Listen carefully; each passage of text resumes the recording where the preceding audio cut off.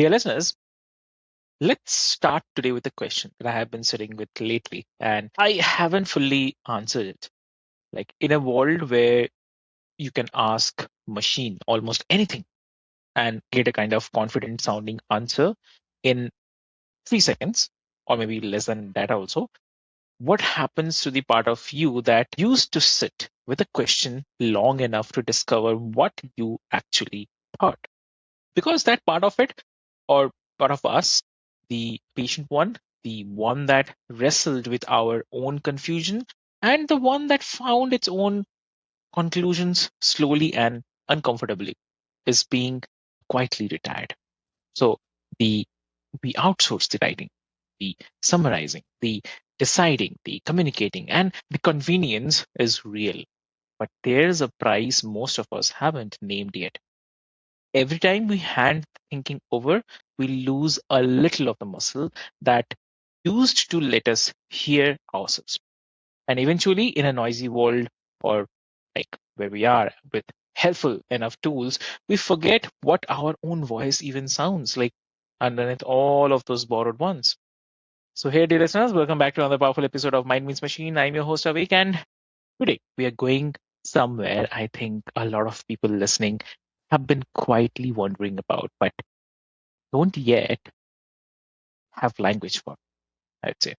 The slow erosion of the inner authority in a world that keeps offering us external authority on a plate. The way the very tools designed to amplify our voices, which can, if we are not careful, replace them entirely. And we are going to talk about it with someone whose background honestly makes her one of the rare people qualified to hold both ends of this conversation. And today we have a very lovely guest. Please welcome Catherine Crestani. Welcome to the show. Thank you for having me, Avik. This is a powerful conversation. We're going to go and do places and people are going to face themselves. Exactly. So I'll just pause here, just getting a call from my neighbor. I'll just take it. Okay. I'll just Yeah. Okay. No worries. 302. Yeah, so sorry. I just ordered one medicine for my neighbor. So her daughter is not here. So she told me that. So that order has come. So has sent it. Yeah, yeah, Awkward. yeah. Okay, so from here we'll take it. Yeah, yeah, yeah. So dear listeners, before we get deep into the discussion today, I'll quickly love to introduce with Catherine. So Catherine is an inner authority guide writer, speaker whose work sits at the intersection of conscious leadership and human potential. So, with a background in both speech pathology and business, she spent her career thinking about how humans actually think, decide, communicate, which gives her a uniquely earned lens on what's at stakes as AI begins doing more of all three. So she's the author of My Virtual Obsession, and her work helps people stay grounded in their own voice, their own clarity, and their own self trust. So, Catherine, I am genuinely happy that you're here today and we have discussed a lot of times, but I'm really happy that you're here today again. Thank you. And like I said, it's this conversation that people keep trying to avoid. And it's really interesting working in my new space as well, seeing how people are giving up their authority to technology more and more and more. Exactly. And so I want to start with a phrase that that is there every very center of your work, because I think it's quietly doing more work than people realize, like inner authority. So it is one of those terms that on the surface sounds almost self-explanatory, but the way most people interpret it, I think it's wrong. So they confuse it with the coincidence or kind of confidence also. So with kind of assertiveness, with knowing what you want and saying it loudly, I have a feeling that what you actually mean by is something much quieter and more interior and much harder to kind of say it. So if you can share like what the inner authority really is and What do most people fundamentally misunderstand about it? Yeah, so inner authority can also be called intuition, your inner wisdom, your soul knowing, all these kind of terms and like spiritual terms. But I like inner authority because really, when you listen to that true voice inside of you, it's like a non-negotiable, this is me and I'm showing up and this is what I'm doing. And so often we've been conditioned to not listen to our heart, not listen to that voice inside us. We're like, put down your emotions and use your head, like all these kind of expressions keep coming again and again. But the voice in our head is not the best person to run the show. And that sounds so weird, but there's been research that's come out that's showing there's more decision-making receptors in our heart and our gut than there actually is in our head. So we've been conditioned to think with our head, check in with our gut, what are your instincts telling you, and then come back to our heart, which is completely backwards. So when we reverse that and start to listen to our heart first, we get a very different message. And that voice that comes from your heart, it doesn't have the doubt, it doesn't have the worry, it doesn't have the anxiety. It just tells you what you need in that moment. And this is where people also get stuck in making decisions, because people get stuck in the maybe. And I will tell you, the maybe will suck you dry, because sitting in a maybe means you're not making a decision, you're not stepping forward, you're not stepping back. It's just you're stuck in the middle. And when we get stuck in there and then we start to look at everybody else around us for validation, or look at everything else around us, or AI or whatever it is, to give us that message that we're ignoring coming from the inside, we start to numb ourselves to ourselves. And then we almost discount our own power and we discount our own voice. And this is the beautifully segues into the topic we're talking about today, because so often people are now relying more on what outside is saying than what the inside is saying. And I'm not going to lie, it can be really scary listening to yourself, especially when it's against what everyone else is telling you. And I've had to do this time and again, but it's never let me down. And it's always panned out. It might take a couple months or a few years before I see the benefit of listening to myself. But, when you truly trust your own judgment and trust that voice within you, that is when you can show up authentically as you, and also show up and know that you've given it your all. There's no regrets, because you're like, no, I just threw myself into that decision because it felt right for me. And, even if it doesn't work out, you just make another decision. We're so afraid of failure, but failure is a chance for growth and expansion and learning. People don't talk about all the failures that they had. I think my favorite fact that I learned was Thomas Edison had 1,000 patents, but only one was recognized, and so, this is where it comes back to, where is your heart pulling you, and what is that inner authority saying, and how does that show up in your life? It's very difficult. It can be. And, for my biggest example was after I sold my company, I was still working as a speech language pathologist because we needed the income as a family. But it was a detriment to me because I didn't feel like that's where I belonged anymore. And I was going for my family. I wasn't going for me. And I actually started going numb, going to work, to the point that I lost feeling in my left pinky, to the point I couldn't feel half my left of my face. And I have this beautiful, Yeah.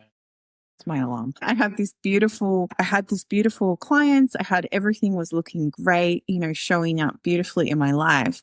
But at the same time, I was going numb, and I had this amazing team and I was seeing them all, and it would disappear for a few days and it would come back. And it was only when someone said to me, you need to get to the source of what's happening. Otherwise the numbness is going to just keep coming. And then I realized I'm numbing myself to go to work. That is essentially what I was doing, and it was showing up in my body. And I was working with a coach at the time, and we were meditating, and he said, what is your heart telling you to do? What is that inner authority telling you to do? And this non-negotiable quit came up. It was just, you need to quit your job. Like, that was it, quit. And I knew that's what I had to do. And I did. And a month later, my first day at home, like being a stay-at-home mom, my husband had to go back to work because I just couldn't work anymore in that position. All of the symptoms disappeared, every single one. So on an outside perspective, if I went through, ignoring that, I know my whole body would have gone numb. But I can't explain that to anybody else because they weren't experienced for themselves. And it can be really hard to turn back on that inner voice and trust that wisdom that comes from within you, but it knows more than you do. My favorite example that I've heard is that it's not my example, someone else told it, but I love sharing it, which is, you go to leave the house for the day.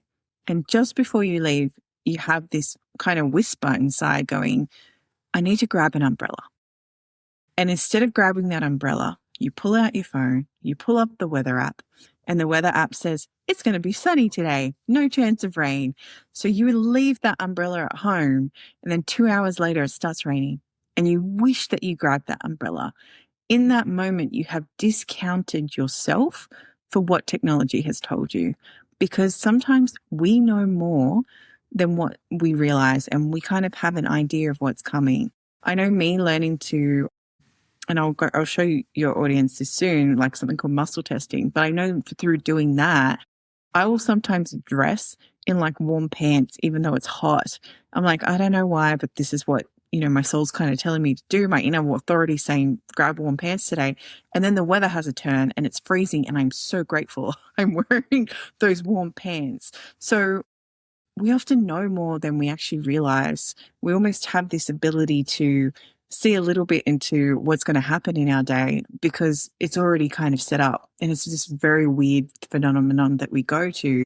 But when we start to go to technology to try and justify why we're feeling what we're feeling or why we're doing what we're doing, that is when we're outsourcing our power and outsourcing our voice to something else. Exactly. Yeah. Yeah. So it's really the one. I mean, it's too deep, I'd say. And so I want to lean on something that is rare, but you came to this work through speech pathology and business, and which means you spent years studying literally how humans use their voice and their language to make sense of themselves and their world. So actually, that's a profoundly unusual lens to bring into the conversation about AI. So if you can share, like, when you watch what's happening now with humans increasingly outsourcing their writing, their summarizing, their decisions, their words, what is a specific, or maybe what's your specific training letting you see the rest of us miss? First of all, I want to say I'm not against using AI. I was initially, I was very resistant. And I think we all have that idea in our head of Skynet coming, right? The Terminator's conditioned us really well, but at the same time, when I started using it to do things, I could see the value of it and how powerful it is in saving time and creating, things. The danger is when you don't try and do things yourself. So, Hmm. Even when we're communicating with people, I was talking to a relationship coach about a month ago now, and she said that she was working with a client who was literally using ChatGPT to write back SMSs to her husband. And I went, what? That is concerning. Not asking for ideas on how to respond in the situation, actually creating the text for her to send. So she didn't even feel she had the ability to communicate that. So, I worked a lot with children, but I also worked with the parents. And a lot of my caseload was children with autism spectrum disorder. I can tell you right now that you can have a whole conversation without words. And I feel like we've forgotten that. It's like we've forgotten all the nonverbal cues that we use, all those other things that we use. And the biggest thing that we work on is connection. Especially the children I worked with who were lower functioning, that were completely in their own world.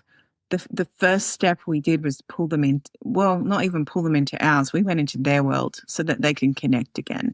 And this is the thing, if you're not connected with a human around you, you don't need to communicate, really. And the more and more people just blindly relying on AI to give them the answer, the scarier it gets. I know from using ChatGPT, it makes mistakes. Some days it has incredibly dumb days. I'm not going to lie. I actually want to fire it. And sometimes, and a colleague of mine, a friend of mine, calls it the lazy employee. right? You have to stay on top of it all the time. And I completely agree because, one day it'll get it so right. And then you'll put the exact same prop in the next day and it will get it so wrong. And, even from just using it to do my SEOs and ASEOs for my podcast and things like that, I'm like, how did you do such a brilliant job yesterday? So when it's having a brilliant day, I will sit there and make sure it gets lots of things done. But when it's having one of those other days, I will walk away. But the point is, I'll put in what I want first, or I will write what I want first. And then I'm not losing my voice. I will write an article and then I'll pop it in AI and say, hey, can you refine this? And, the more you use it, the more it learns to speak like you and sound like you. And that's fine. But you still have to put your voice in it to start with. And I have a friend and she wrote this beautiful article because people were selling prompts to put into Claude or prompts to put into different things. But she said the problem with doing that is when you're uploading someone else's programming, it's not you anymore. It's not you working with the AI tool to share your voice. Rather, it has been shifted. So, I think it's a brilliant tool to assist you to get where it needs to go. But if you use it to replace you, that is where the problem lies. So, definitely. And it's definitely like something that you said is I want to hold for a second because when you are describing is just important and almost no one in the AI conversation is saying it right. So we need to talk about the language of it in the result of thinking. Like the cake is at the end of the recipe, right? And you're naming something much closer to the truth. The language of the part, like how humans actually think, the writing is the thinking. And the struggling for that right word is the thinking. So when a machine does the writing for us, it doesn't just save us time, it quietly takes part of the thinking from us, often without us thinking, realizing it's gone. So that's a much bigger loss than most people are kind of accounting for. And your speech pathology background is exactly the lanes that we needed for this. So thank you so much for that. That's it. That's okay. And, it was really interesting because I used ChatGPT to do the final edit of my book, my novel. And it was long and painstaking because I knew what I wanted my novel to say, but I know it needed that refinement to the point where it would get some paragraphs so beautifully right, like edit it perfectly exactly what I needed to do. And then the rest of the chapter would be single word responses. I was like, hang on a minute. I'm writing a book here. I don't want just one word things. Sometimes the one word was perfect because, it's emphasizing the point on what was meant to happen. But other times I'm like, no, what happened to this character? You just taken back the whole backstory. No one knows who this is. All of a sudden Bob's shown up and no one knows who Bob is. I actually have a character called Bob, but it was funny. But I was just like, why is it doing this? And this is where you have to push back and you have to still tell it what you want to do. Remember, it's the lazy employee. You need to tell it, this is what I want. This is what I don't want. I don't like this. This isn't working. If you just blindly just take what it's done, it might be terrible. It truly, sometimes it is terrible. Sometimes it's brilliant. And sometimes you're like, oh my goodness, that would have taken me 5 rounds of drafts to get to that, but this is where you still have to carry that discernment. And discernment is knowing your truth and knowing what feels right for you. And if you discount your discernment and discount that inner authority, that is where I find people just lose themselves to it and blindly follow something that can be completely wrong. Exactly. And also, I want to, for kind of practicality about it, because all of this can sound a little abstract until someone sits down at their laptop on a Tuesday morning, opens their AI tool, and then types like, help me drop this email or kind of summarize these notes or what should I think about the situation. So if you can just bring it down, like for someone who uses AI tool as a part of their actual life is not going to stop, but wants to protect their inner authority and their own voice while they do. So what does that look like in practice? Like What's the working relationship between a human and these tools that preserves the self instead of eroding it? I feel the biggest thing is do it yourself first. Like if you want to write the email and then ask AI to polish it up, or, write the notes and ask it to expand upon it. Or, I used it for a client a little while ago. They were going into their final exams and I hadn't written this letter for a while because they needed support doing that for their last exams of high school here in Australia. And I didn't know. I was so out of touch with that. I said, look, this is what I need from you. These are the facts. I know that these are things that we can get, but I don't know what they're called. I don't even know where to start looking because it's like this, 200-page document I have to read. I'm like, can you let me know how to word this? And because it's so quick, it created this whole letter and it's exactly what I would have written. And I was like, wow. I was actually taken back there. I still reread it and double checked it was what I wanted it to say, and then made sure my voice was still in that. So I guess it's like a threefold process, right? You write it, you pop it in, you see what comes out, and then you keep applying your voice to it. And sometimes it'll be great. You don't have to do anything. But if you just blindly just cut and paste that and didn't check it, that is where we're kind of just going, oh yeah, it's got it right. It'll be fine. So Exactly. yeah, so this is where you're still making sure that you're inside that. You're still making sure it's sharing what you wanted to share, and you're still making sure it's okay. I have to do research for articles when I write for Brains magazine. I ask it, here is my things I want to say. Can you find the research to back this up? Yeah, here you go. I'm like, oh, great. That would have taken me hours. And I know it would have taken me hours upon hours, if not days, because I used to do research at university. So I understand the benefits of that and the time saved in that. But it's still keeping my voice in that at the same time. You'll find my energy is threaded through that. And this is the other thing, like so often there's a lot more AI voice stuff coming out and everything like that. It does not carry the same energy or resonance as you speaking, as you sharing what you need to share. And I know we've all seen those images where if you keep putting your picture into AI, it'll keep changing it and changing it and changing it until it doesn't look like you.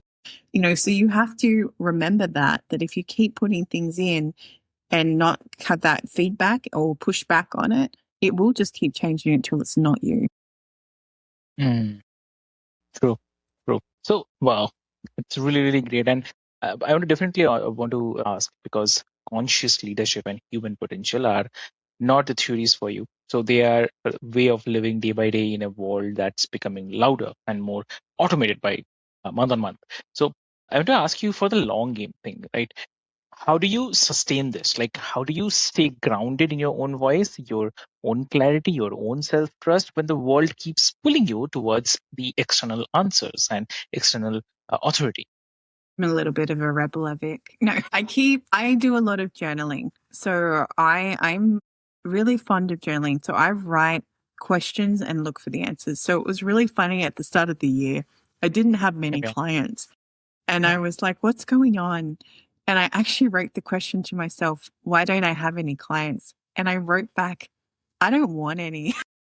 And I was like, what? Okay. Whereas if I would have put that in AI, it would have told me all these strategies to try. It would have told me all these things, marketing things, all this stuff. But the truth was, I didn't want any more pressure on my life in that moment. I was finishing up my book. I was focusing on getting that out. I was being a mom. I had my podcast. I had so many things happening that the idea of then throwing clients on top of that, and what I do with clients, my clients are really like need my attention, so it's like, all right, well, I can't do that on top of it. But if I had have just outsourced that rather than going into that simple journal prompt and letting myself write, I would have ignored that. Another thing I do is I truly do go spend time in nature, like barefoot. I will go stand on the wood outside the house or rocks and I ground and reconnect.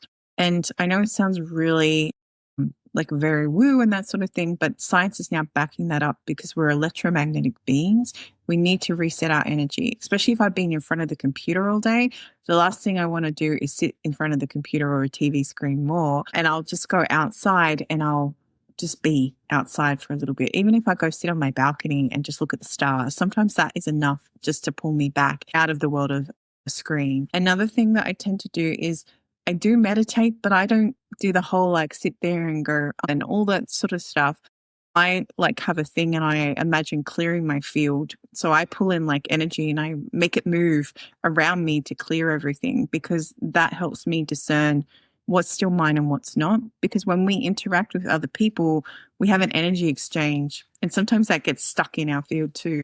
So even when we're interacting with AI, that's still an energy exchange. You're still putting your time and your energy into that and to pull it back out. So my son hates writing. I'm not going to lie, he absolutely hates it. And I was explaining to him because he was asking me how I get answers to certain things. I said, well, I do it through writing. I said, this is why I'd love you to learn to write. I don't care about your spelling. I said, because spelling English is terrible. I know from teaching it to kids for years, right? But I said, if you learn to write, I said, it's another way for your soul to speak to you. It's another way for you to get information out of you. And automatic journaling is such a powerful tool. I can't, say that enough. But if you're someone who doesn't like writing, maybe you prefer like painting or maybe you prefer some other sort of creative outlet. Whatever it is that allows you to just get that bit of quietness and peace in yourself. I have clients, it's gardening, it might be swimming, it might be running. It doesn't matter. As long as you can create those quiet moments for yourself, where the head quiets down, that is when your inner authority can come out. Exactly. That's amazing. And Catherine, I definitely want to ask you one concrete advice for the listeners today who are listening, or maybe they'll be listening also. Do what makes you excited, because we've forgotten that part, right? Like we get stuck in the hustle. We get stuck in this is what our life should look like. We get stuck in what everyone else is telling us that we should do, when really, if it doesn't make you excited and doesn't light you up, or it doesn't make you want to jump out of bed in the morning to share, then there's something very missing in your life. And if we don't have a dream or a goal or something we're working towards, and it's okay. I'm not saying if you work a 9 to 5, there's nothing wrong with that. If you're working that 9 to 5 and it's part of your dream, great, amazing. But if you don't have your own dreams, you end up living somebody else's. I don't know whose quote that was. It's not mine. But if you don't live your own dream, you live somebody else's. And then you're just taking one step closer to dying every day rather than living. So we all end up in the same place. So why not enjoy it along the way and have fun and listen to what you want to do and make it happen? Yes, it's not always practical. Sometimes you want to call in sick to work and have a day at home rather than, showing up and doing something. But if that's your thoughts or feelings in the first place, why are you having those thoughts or feelings in the first place? And check back in. Is this what I'm meant to be doing? You can always change. There's nothing stopping you from making a change in your life. So go find your joy again and see how that looks in your life. Wow, amazing. And if someone wants to connect with you, what will be the great medium to connect? Yeah, so probably the easiest place is through my website, which is willowhealing.org. You'll see my email there, my podcast, my books, my offerings. There's a free call there as well if you just want to explore. And I'm also on Instagram a lot. My handle is willowhealingsh, and I put a lot of posts there, and sometimes it will trigger you into thinking something, and that's okay too. Amazing. Great. So, dear listeners, what I'll do is I'll put all the links into the show notes for your easy reference. And Catherine, thank you so much, genuinely. And the combination of someone who has studied how humans actually use language and now applies that to the AI moment we are living in is very rare. And listeners can feel it. And I hope this conversation finds the people who have been quietly wondering if they have lost touch with themselves underneath all the tools and didn't know how to name what they were missing. So, everyone who are listening right now, if something has here moved you, sit with it for a moment before you move on, especially if you noticed yourself in any of what Catherine said.